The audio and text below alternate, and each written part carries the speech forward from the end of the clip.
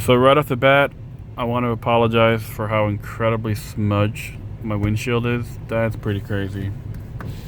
Need to get that taken care of.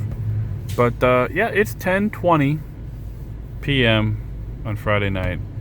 This is Interstate 85 in Greenville, right next to the Harley Davidson of Greenville. So that's a good reference point right there. You may ask yourself, why is it so congested after 10 p.m.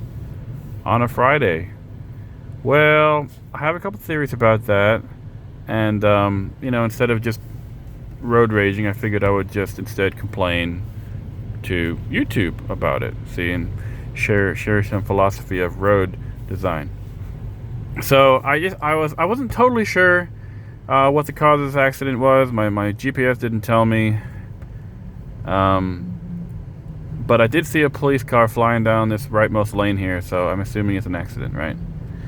So the problem, I want to first start out with trains and how they work, and then compare them with how an interstate works, and show you the difference, so you can see that there is a difference, okay?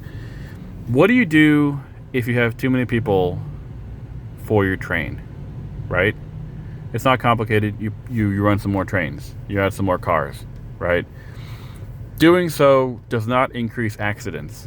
It doesn't increase them at all, right? You just literally add more trains and you're good to go. You can see that in any of the commuter trains going in and out of New York City, for example. You just, they can add more trains or take them away depending on the demand at any given time. It's pretty simple, right?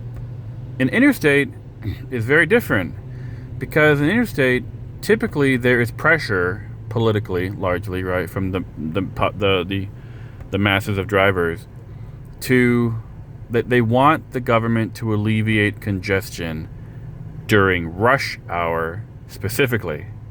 But the problem with doing that, and usually, of course, the way to do that is always the one trick in the book, right? The only tool in the toolbox is typically widening lanes, right?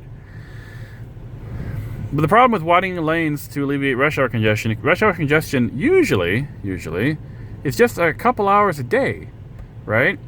And so it might help with those couple hours a day temporarily before induced demand kind of undoes what was accomplished. But that also means that every other hour of the day that's not rush hour, you're gonna have a weird vibe on your road because it was built for much higher volumes than you see the rest of the day. If you ever ride on an interstate like at midnight and you're not looking at your speed limit, you can easily go 10, 20, 30 miles over the speed limit without even really feeling like you're going fast, because the interstates have been built for a much larger quantity of traffic. See what I'm saying? And so what happens is, during rush hour, you're probably okay. It's probably still congested enough to keep speeds relatively low and actually keep us safe, because lower speeds equals less dangerous collisions when they do happen, right?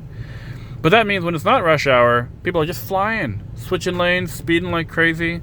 Unless you have like 1,000 police officers for every mile, or you actually use cameras to automate enforcement of speed and stuff, which South Carolina is illegal to do that. They're just going to speed like crazy. And then when you do have a collision, it's going to be violent and it's going to shut down the interstate, like we have right here. So, yep, a much better but politically incorrect option is just to have dynamic pricing like New York City and the big Texas cities.